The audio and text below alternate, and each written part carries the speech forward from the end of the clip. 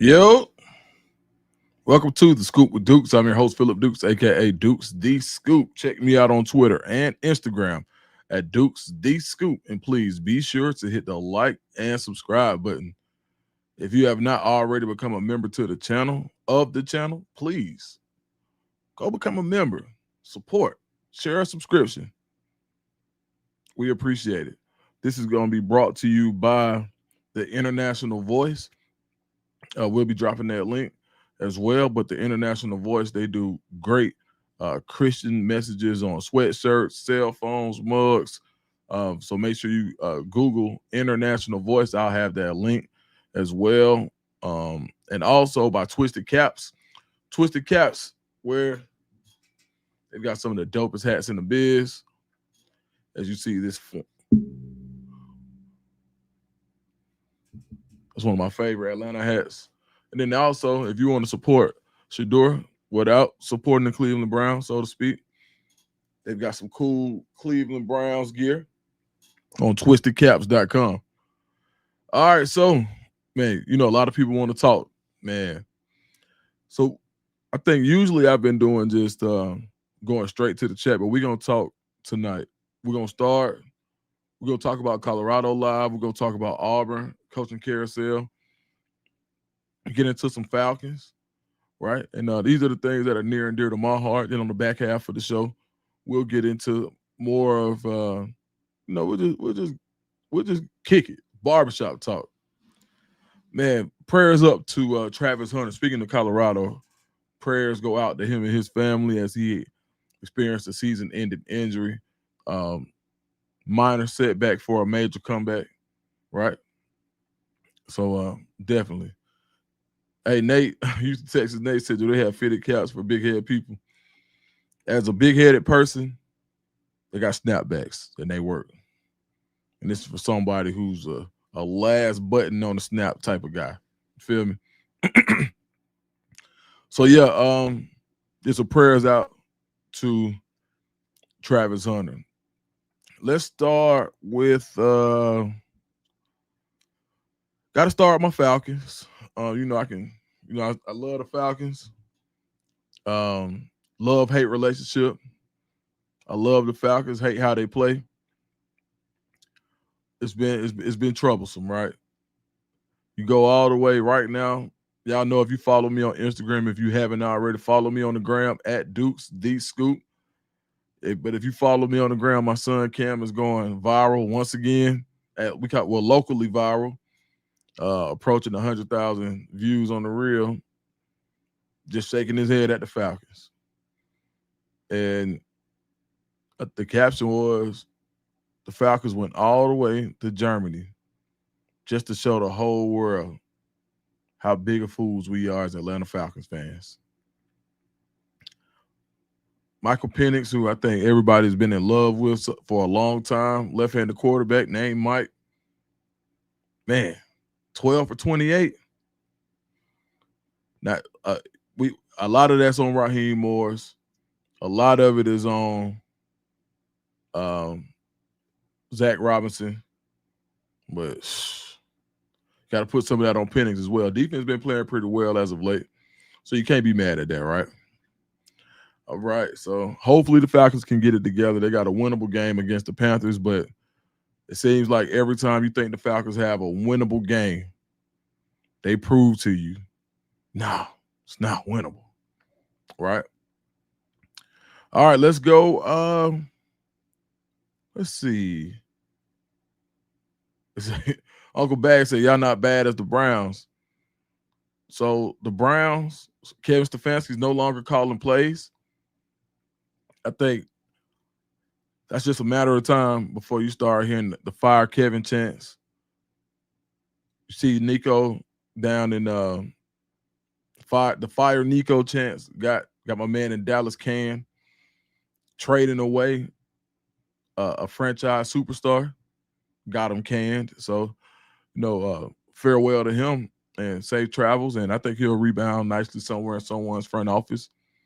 But I think the fire Stefanski chants are next. Fire Kevin. Cleveland has had very little success at the quarterback position for a very, very long time. And at this point, yeah, I think it's time. So yeah, super chats do go to the front. I got a super chat from James Stoller, man. I'm gonna get to that in 1 second. So if you want your super chat to go to the front, just I don't care if it's 99 cents, drop it, and then we'll get to the comments in the chat. But yeah, I think at this point, and I've said this already, when you think about Shedeur Sanders and what he represents, I do think that even if, listen, Dylan Gabriel hasn't been as bad as some of the clips, but he hasn't been as good as his stats either. So I think Shedeur gets he's 1-4. I don't think you let him get to 1-7, right? He's got to win some games in order to keep the job, and I think Shedeur gets his opportunity, and sometimes it may be good. This is not a good team, so and we'll see what happens. Maybe they pull like the Giants did. They got rid of their head coach. Maybe Mike Kafka gets something different out of the Giants. Much like, I hate to say it. Well, actually, I don't hate to say it. It's just the truth. The offense got juice. There was almost like addition by subtraction when Hugh Freeze left Auburn University as the head coach. Do I think Hugh Freeze knows offense? Yeah. Do I feel like Hugh Freeze did a good job with the offense this year? No. And two things could be true at the same time. I just don't think he was the guy. There was a time where I thought that it was going to work. Excuse me. There was a time in Auburn where I thought Hugh Freeze was going to work as a head coach based on the fact of how well he recruited. He recruited and was recruiting. He knew who to talk to. He got the money people involved. He was able to raise money. There was a lot to like about the trajectory of Auburn. And it's like it never clicked. The potential never hit home.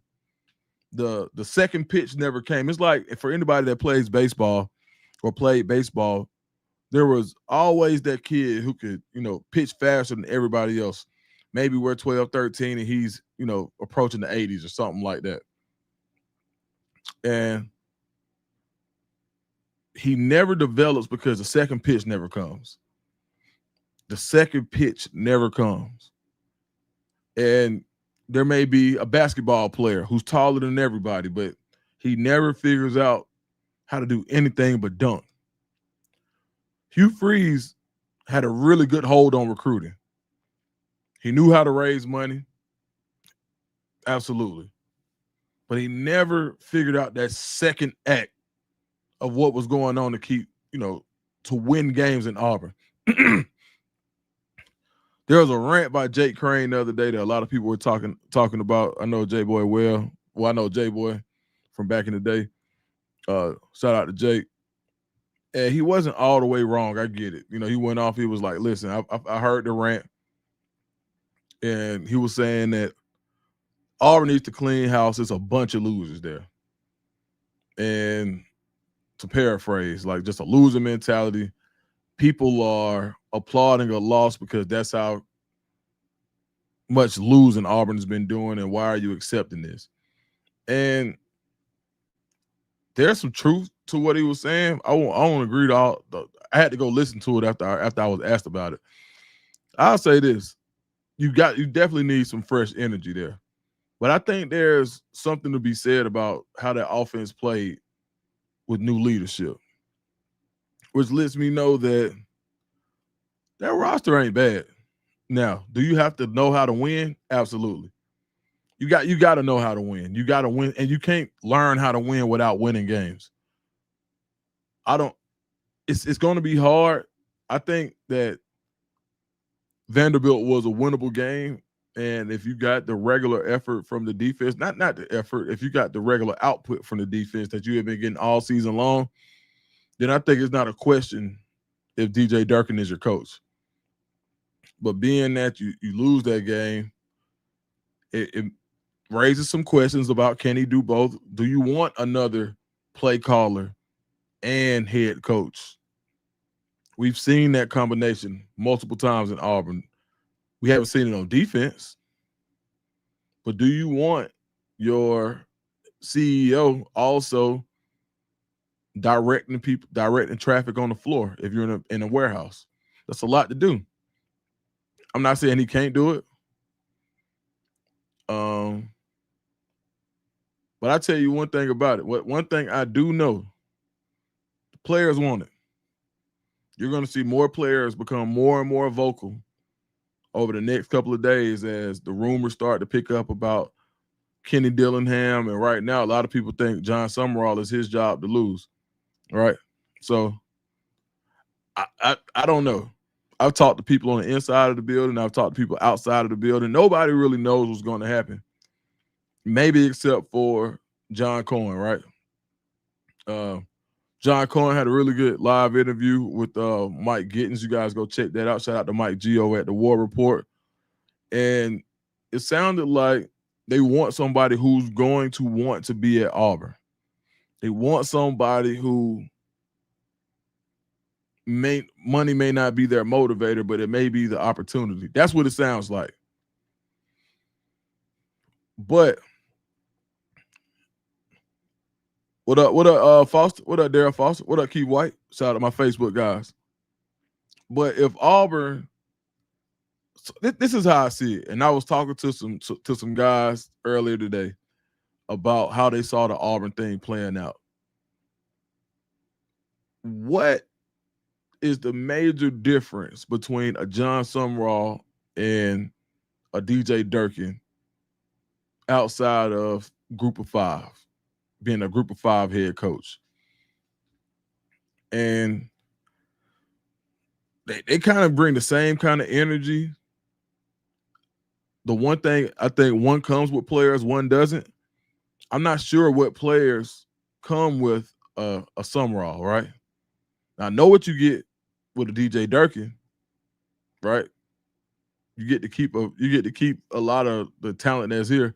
I even heard there are some guys who are surefire first round picks this year that are talking about, man, I might stay if Dirk comes back. I may want to run it back with these guys, right?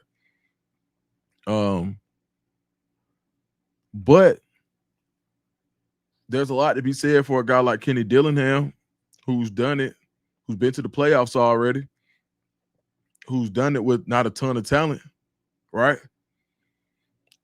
There could be something to be said for a guy like, now I don't think James Franklin gets in on this job. I think we've seen it, what goes on. The rumor mill's not wrong. I don't think James Franklin gets a shot at this.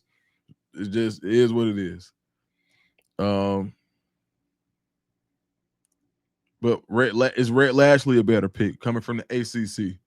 Do you throw a boatload of money at him? Eli Drinkwitz, I know there's been contact with those two parties, Auburn and Eli.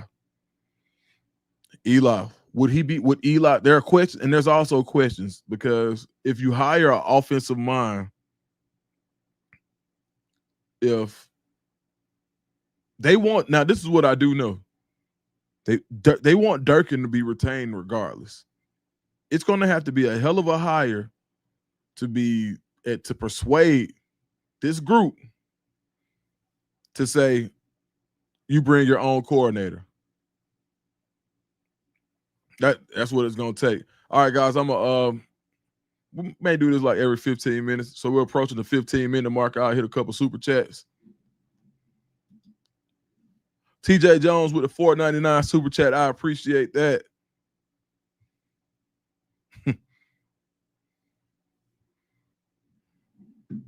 That was a question with it. My bad, dog. All right, James Stalling with the $1.99 super chat. What's up, Dukes? What's up, James? Summerall or Durkin? It's one of those two. I would agree at this point. I think it's Summerall or Durkin when it comes, and I think it's as simple as Durkin comes with players, proven SEC guys. Summerall, maybe a few guys can come from Tulane, but I would venture to say that it's not the same ilk of player that you would get by retaining the Durkin and that you would get with Summerall. Both two defensive guys, right? So no the Maryland situation with Jordan McNair, I think you don't have to explain that away with if you hire Summerall, right? When we talk about DJ Durkin, he does have some baggage. But I've seen a ton of people, and if you haven't seen it already, go check out. I've got a video on my page where I broke down the entire Maryland situation, so you can go get your own information. You can strike up your own opinion based on facts, right? Okay, but that's something that you don't have to explain away with the John Summerall, right? Defensive minded head coach that you're going to have to find an offense that works either way. I'm not sure how much of Summerall staff you can bring to the SEC level.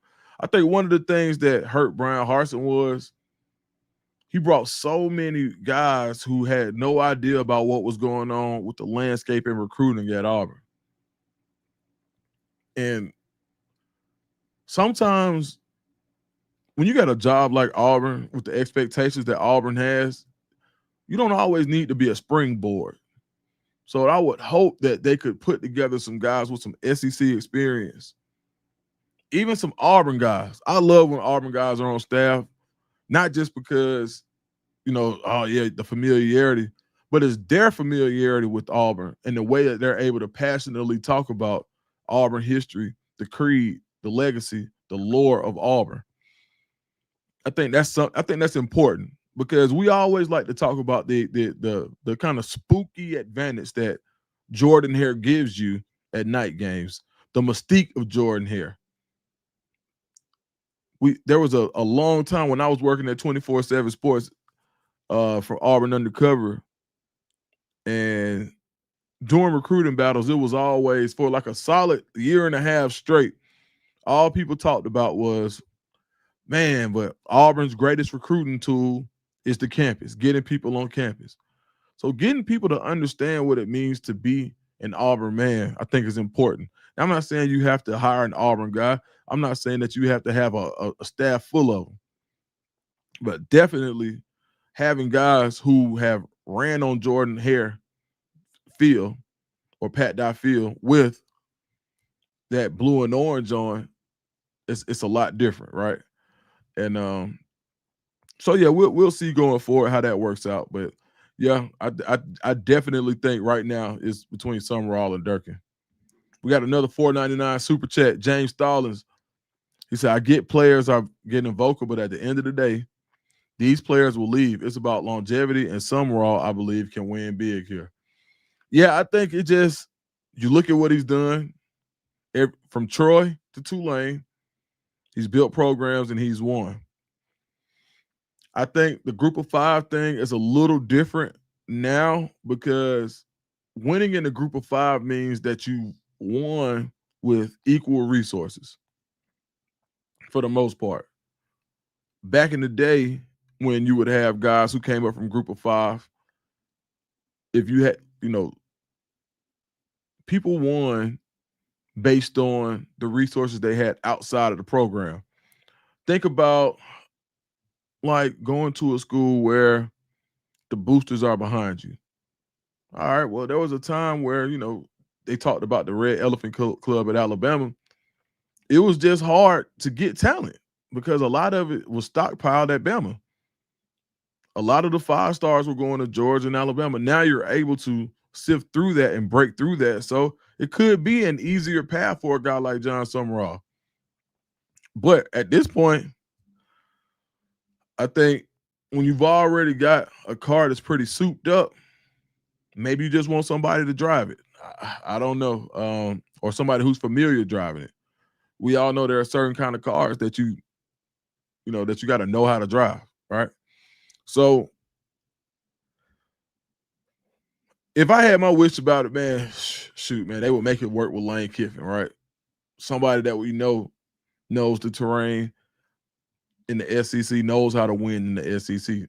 Even James Franklin knows how to win in the SEC. I would try to get a known commodity. This will be Auburn's 4th straight. If Summerall gets the job, This would be Auburn's 4th straight Group of 5 hire.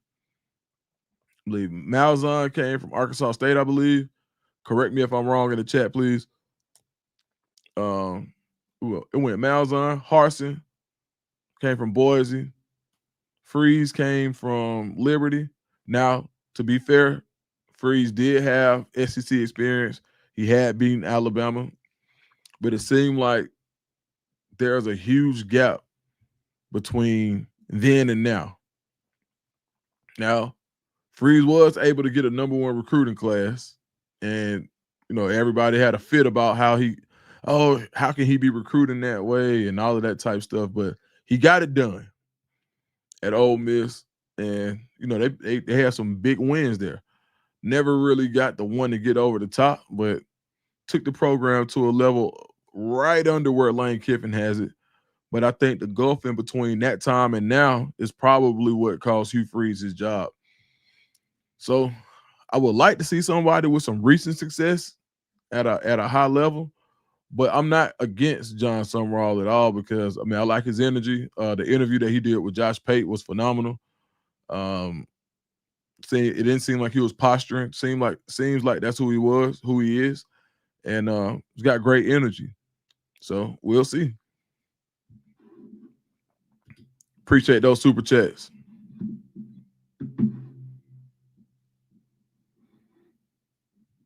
Somebody said, "Why are you yelling at every comment?" Group of 5 versus SEC level of competition. Shout out to my boy P. Rowe. What's up, my boy?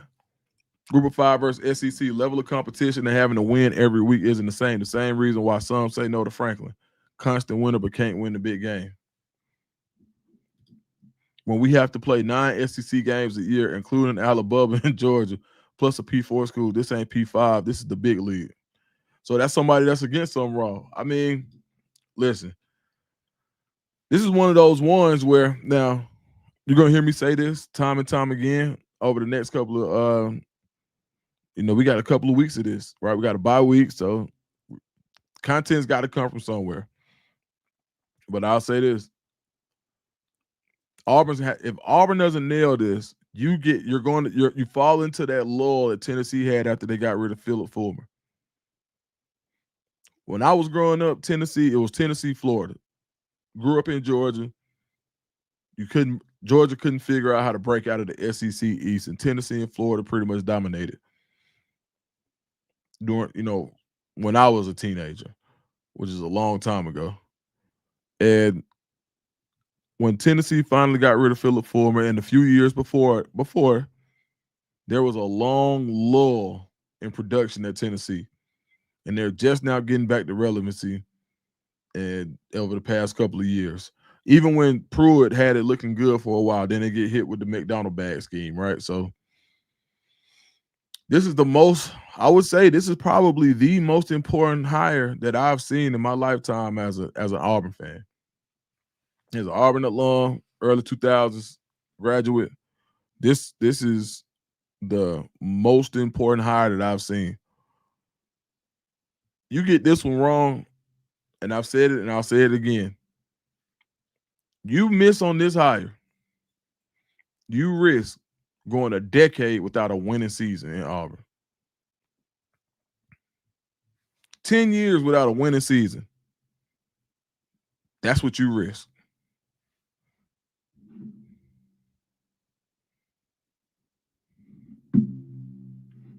I'm gonna try to get some of these comments, man. Y'all rolling in the comment section.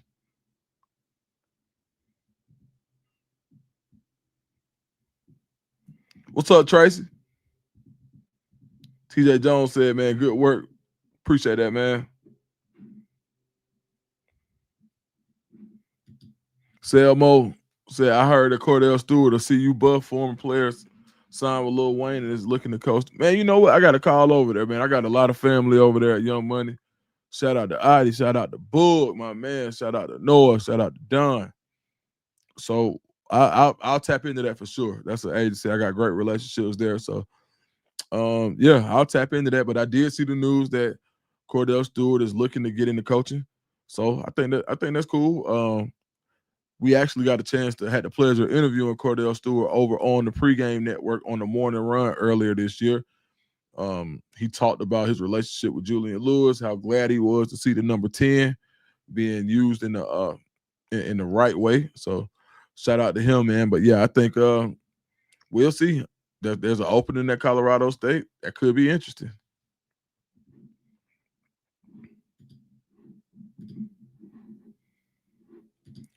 We got another $1.99 super chats. As y'all know, super chats go to the front. My man Tim Tucker says top 3 most likely candidates to be Auburn's next head coach.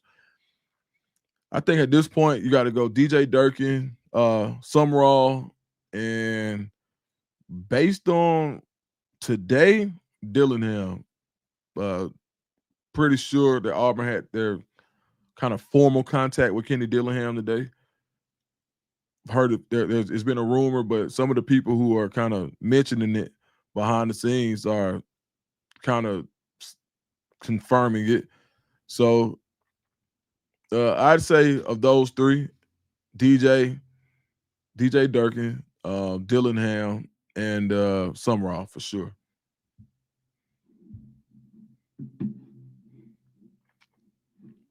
Yeah, I talked. Yes, okay. Andrew Cole said it's true. Now I believe it. I mean, I heard I had some good conversations with some people in the know, and they all felt like it was true. So of course I wasn't there, but yeah, they definitely felt like it was. And we'll see if it's one of those things where they say Dillingham, get on the phone with Dirk, see if you guys can work together. I got it on pretty good authority that now DJ Durkin has a lot of SEC. There's no telling what you can see what happens if DJ Durkin gets this job. He's tied to so many people who've been at Auburn in the past, just based in his travels and when they've worked together on different staffs. Like you got to think he worked with Muschamp, worked with T-Rob. T-Rob and DJ Durkin had a really good relationship. Durkin's got a relationship with Eli at Missouri. So Durkin is going to be able to pull a few strings. I wouldn't be surprised to see a couple of surprises if he gets the job, or even he gives you some flexibility on guys who get the job, whoever may get the job. I mean, I don't think anybody is questioning can DJ Durkin call a defense. I don't think that's a question at all, in question at all. I think if he stays, you got to make him the highest paid coordinator in the country. But do you save a little money and give him a shot at head coach, or do you just unload the clip and go spin the bag? I saw some things about Lincoln Riley today. Man, what a dream that would be, right?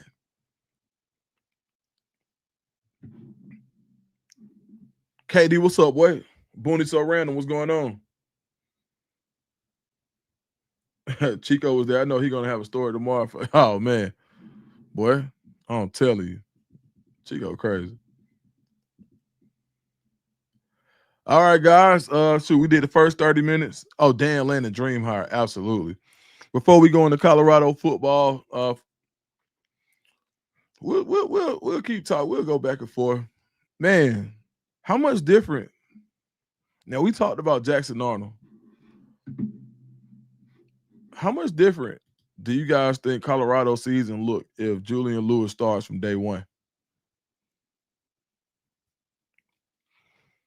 For all my Colorado fans in here, if Julian Lewis starts day one, how much different do you think the season looks? I don't know how much different it looks. I think that what he did do is provide you some hope, right? I definitely think Julian Lewis provides you some hope for next year. But I think there were some fundamental issues with this team that he wasn't going to be able to address. Like he can't go double as a linebacker or a D lineman or a safety, right? I don't think so. You know what I mean?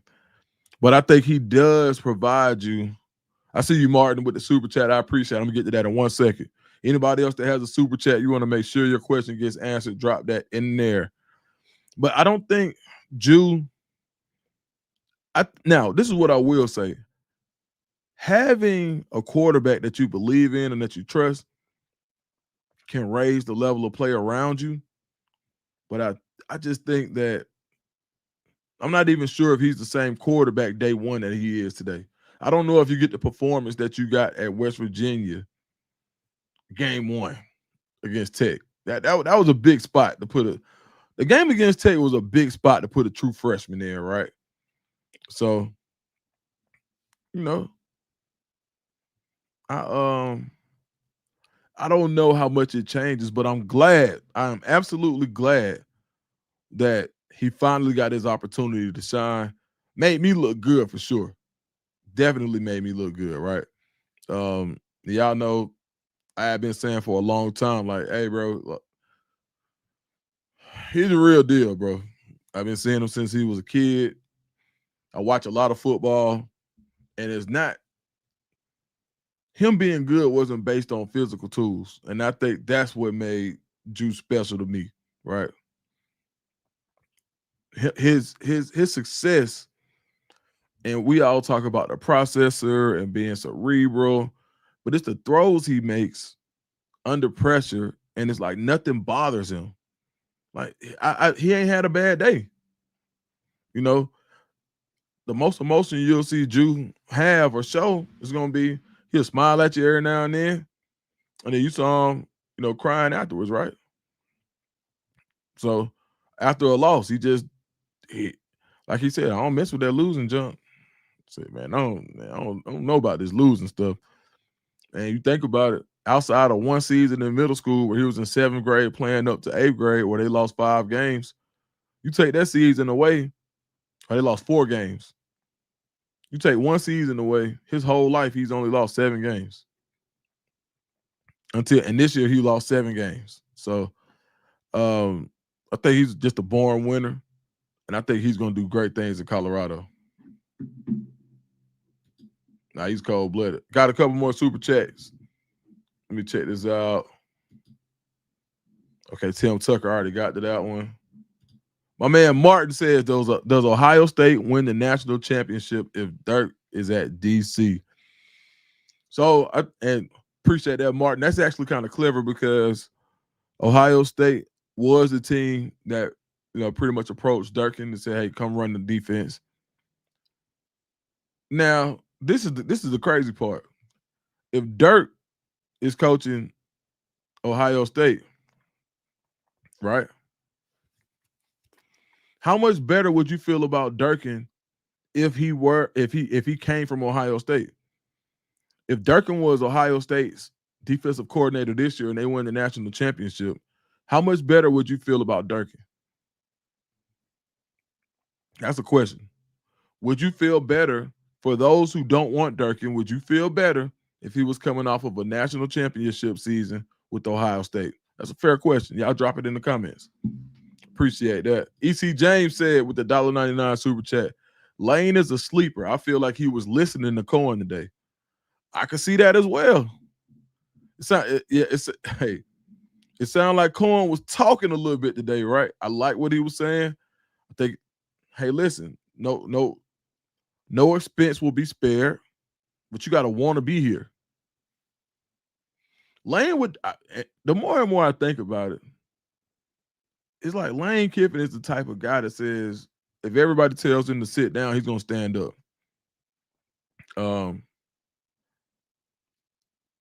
Lane Kiffin is a guy who he may not win you a ton of recruiting battles, but I think he's going to put people in place that know how to recruit. Lane is also the kind of guy where he evaluates talent really well, and he's hitting on what he does get out of the portal, right? We can say what we want to say. Lane has been hitting out of the portal. This year, he nailed it. I mean, he got guys. He didn't just go get the most expensive guys in the portal. Now, he missed on Eric Singleton. But in that offense, he went. But this is the crazy part. He missed on Eric Singleton and went and got Eric Singleton's best friend, Deuce Alexander. Shout out to Route King, Hilton Alexander. That's his pops. Famous trainer in Atlanta. But yeah, it's like Lane evaluates really well. I'll say that. You could talk about Caden Bridges, aka Honeycomb. Everybody was like, we don't know about Honeycomb. We don't know. We don't know about Honeycomb. Now look at Honeycomb. If Honeycomb gets in the transfer portal, he's gonna get a bag. So I do appreciate one thing I do like about Lane Kiffin has to be his talent evaluation. My man Sheldon Miller says, "What's up, Sheldon Miles? What's up, my boy? What's good, fam? Man, Jay and Dukes is fire. Man, I appreciate that, man. I got to tell Jay, we got some more shows coming for sure. So, what are your thoughts on the recruiting team for CU? Juju is coming at the right time. He can take the experience from this year into next year. I think you got good guys when it comes to recruiting, right?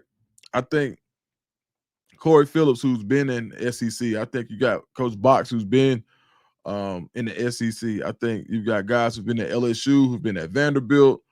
I think you got guys who have been able to use their relationships in a positive way in a transfer portal.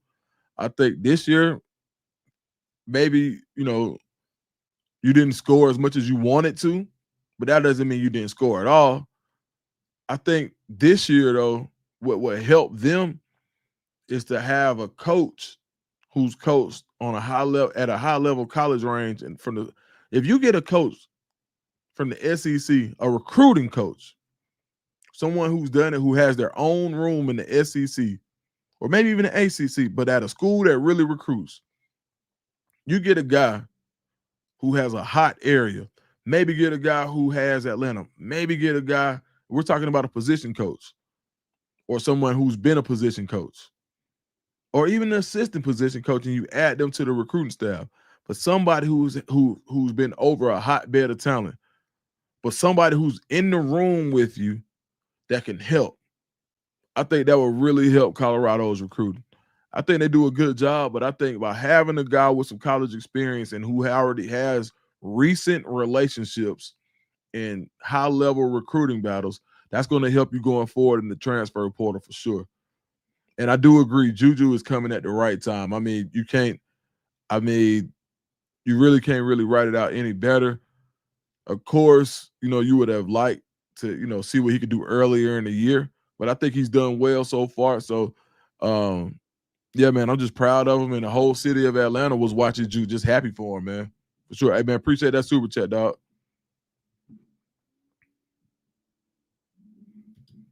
Man, Jay Tweeds is 79 with the $50 super chat, man. I appreciate that, my brother. Let's see what we got here. There's a well-known CU alum and podcaster that was saying CP needs to fire his friends on the coaching staff and to recruit more in Colorado and recruit more freshmen. Do you think CP needs to change up his recruiting tactics? I'd say this. I think he's going to change some things up for sure. What exactly those changes will be, like I said, that's what my change would be. I would just grab a couple of position coaches or guys who've been position coaches in the SEC or in a recruiting hotbed, whether it be in Dallas or whether it be Houston, whatever that recruiting hotbed was to help with recruiting, that's who I would bring. And they would have to have a say so in the room. I think it's easier to recruit when you've got somebody in the room with you at the college level that once you get recruited, it's like, all right, cool. I know this family. I've been around a ton. And not to say, like, these guys go out on the road. So I don't want it to get to that, for that to be the case where it sounds like I'm saying, no, they don't recruit. But what I am saying is getting somebody who's done it at a different school that can kind of bring that college vibe with them. I think that could help potentially. Also, I think you don't have this conversation if you hit in the portal. Lane Kiffin hasn't been able to touch Auburn in recruiting on a high school level lately, but he's been nailing it in the portal. And I think that's kind of where, if you nail it in the portal, you're not having these conversations like with John. But by having more high school kids in this portal world, you have to have a culture that's already established. If you're a long-time tenured coach, then yeah, I think the longer Coach Prime tenure goes, the more the culture is established, the more you can bring guys in and have them develop and not need them to play day one, right? But at this, you're in year 3. You would have hoped this was the year that you could have a high school heavy year if you would have hit in the portal.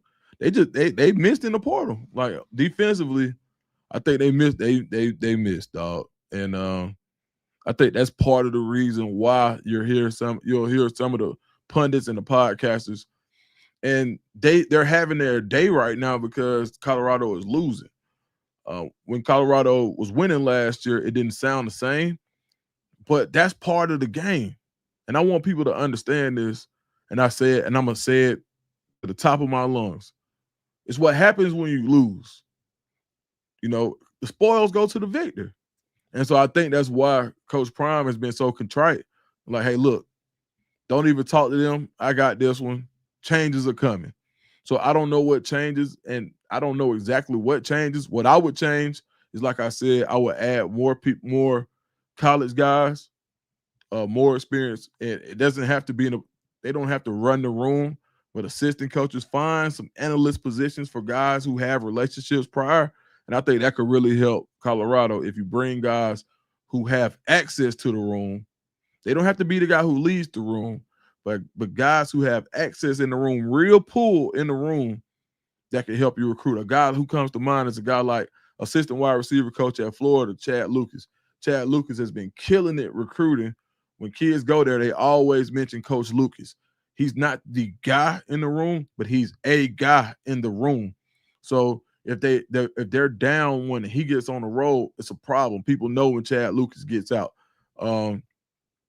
So I think, bringing in some of those types guys, and there's plenty of them. You talk about Brandon Streeter at UGA. He's a guy. He's in the analyst role. He's a guy that could probably help you right now if he gets into a room because of the relationships that he has. He was the OC at Clemson previously. Like, there are guys that teams that really good teams, they find ways to get guys in the building to help when to help in different kind of ways, whether it be scheming. Like, I'm talking to guys who, like James Franklin, like there are people who are going to be on certain staffs who've been let go that are going to be asked to be consulted in other places. Like Alex Atkins, when he was let go at Florida State, his phone was ringing off the hook because people wanted him to come consult because they knew that he knew the kids and they knew that he knew different offenses and they trusted his opinion. They didn't want to go against him, and they knew for a fact he knew offensive line play.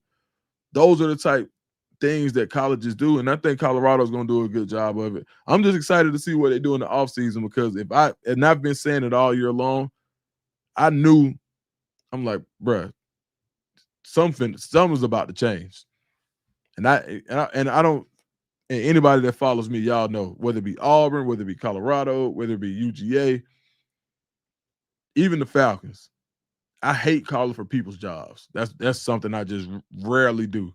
I got to be really pissed, But yeah, I mean, the writing's on the wall. You can't go 3-7 and think everything's gonna stay the same. So I think that's where it goes. Man, appreciate that super chat, brother. We got one more super chat. Sorry, y'all. I'm gonna get back to the regular comments, but y'all know I gotta hit the super chats first. So I appreciate y'all. James Dolan said $1.99 super chat. He said, how is Coach Prime's health, and is there a word he steps down? Man, last time I talked to him, which wasn't that long ago, he was in really good spirits.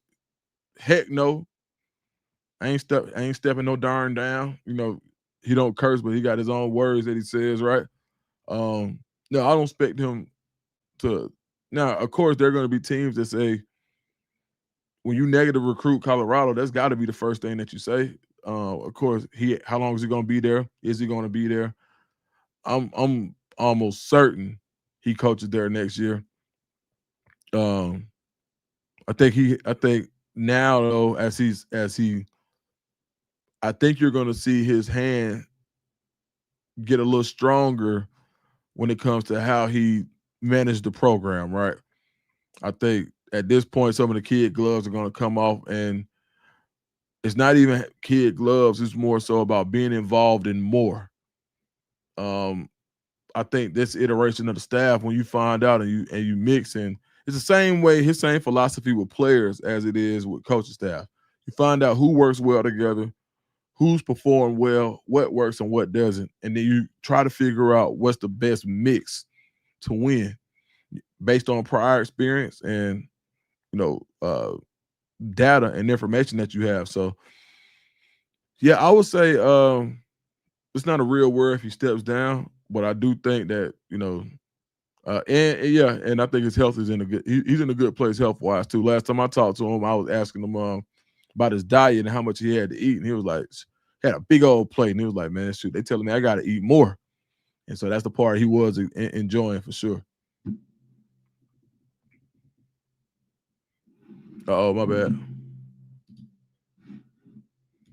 Sheldon Miles with the $2 super chat. 96 watching, only 60 likes. Like it up, y'all. Man, I appreciate that.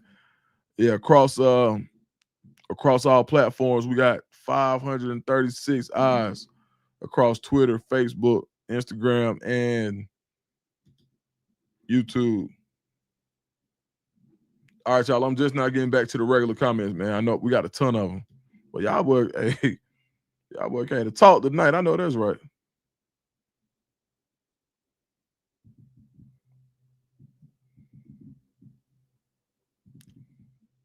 I'm gonna try to hit the members first.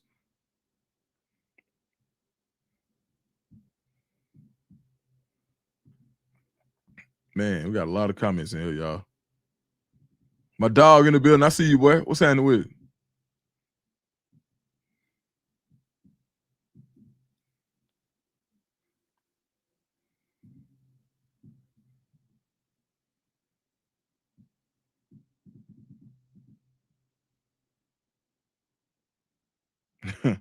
Savage Gala said, tell West Virginia coach in the press conference, stay out his face. That's funny.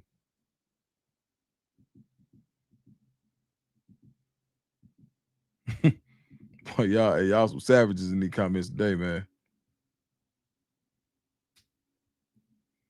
Gerald Speak said CU was missing out on top high school talent, so they will have to depend on the portal again. Yeah, I mean, I think they got a couple of hits in there, man. If you hold on to Rodney Colton, I think he fixes your linebacker. He helps your linebacker play day one.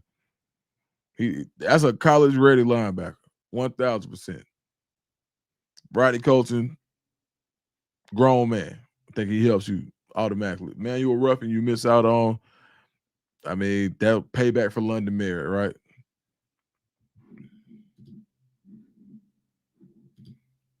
Felix the Cat with the $2 super chat. What's up, my man? He said, Dukes, what we look like at AU.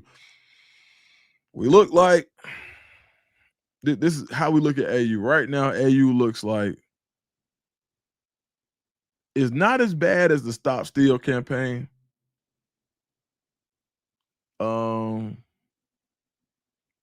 I think you got a better it's not as bad as when you had to fire Harsin because at least Hugh was recruiting. When you got rid of Harsin, the roster was bad too. So I'll say that.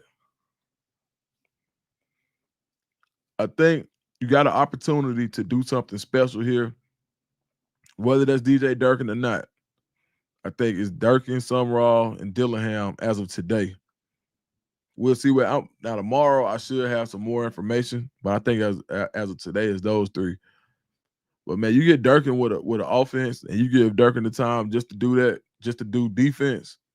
It can get ugly, brother, for sure. My boy Craig, what's up, man? Hey, Coach Dukes, Vegas broke air conditioning here. What's up, my man?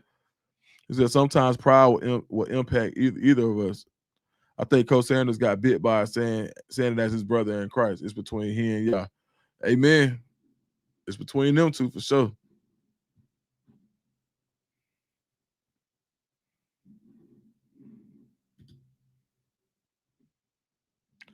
It's several P4 programs with 4 wins or less this season, but some want to make it seem like Colorado is the only team having a down season. Yeah, I mean, of course, that's going to be that, right? Yeah. It comes with it, right? Because Colorado gets the headlines whether they winning or losing. When they winning, that's all. Now, one thing about it, last year people got Colorado fatigue because of how much they were talked about. So whether it was you really got a solid year because you got preseason Colorado, everybody trying to figure out what they were going to do. Then they actually went out and started winning, and they were relevant all the way into November. They actually, had a shot to go to the playoffs. So that was all through the year. Then in the offseason, you had Shador with the NFL draft.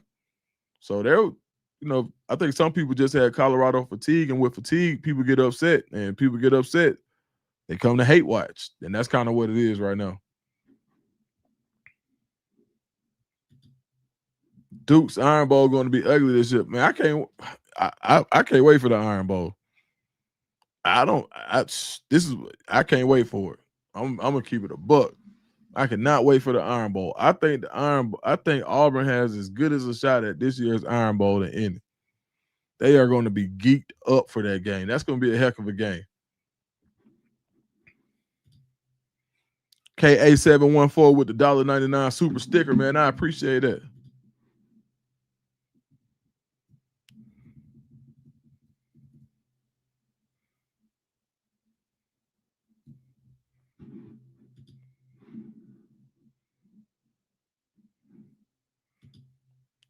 It's better than LSU basically because of the politics behind it. So right now, I think we were talking about where Auburn ranks in the job openings right now. I think so. Without LSU basically trying to sue Brian Kelly for the money they owe him, or not wanting to pay him, or Brian Kelly having to sue for his buyout money, I think right now LSU looks a little more dramatic than Auburn. The recruiting landscape, but outside of that, it ain't nothing you can do at LSU that you can't do at Auburn. And the politics, I think that does move Auburn second. Florida, the resources and just what you can do in Florida, similar resources.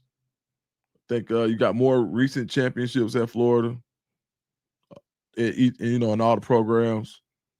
I would probably say maybe Florida, just based on it should be more even, but I would say at worst Auburn's probably 2.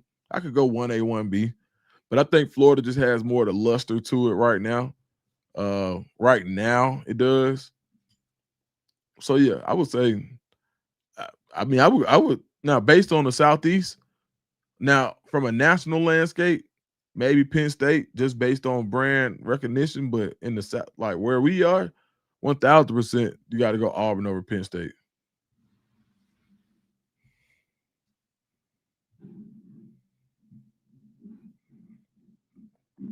All right, y'all. We at the 52-minute mark. I got to record some content for tomorrow. So look, this is what we'll do. Drop in the comments on the if it's anything that you want to discuss. We got a bye week, so we got to come up with some content. Any show you want me to talk about, anything you want me to talk about on the show, drop it in the chat. I'm gonna leave the chat open so you guys can drop it in there. Yeah, man. So we're gonna continue to monitor the coaching carousel at Auburn, Colorado. Anything I get on recruiting, I'll let you guys know. I'm gonna start diving into that a little bit more. Now expect for them to add a couple surprises up their sleeve for what I'm hearing. So, no, I appreciate it, man. SEC basketball, boom. Got to talk some SEC basketball. Derek Thomas, I ain't see it, bro. It's a lot of them in here. That's why I be saying something. Man, put it with a super chat, 99 cents. I don't care. Kevin Jones said roll tide. All right, KJ, we're gonna see. I like Auburn this year. We might have to put a couple dollars up. All right, man. I appreciate y'all. Too much love, man. Thank y'all.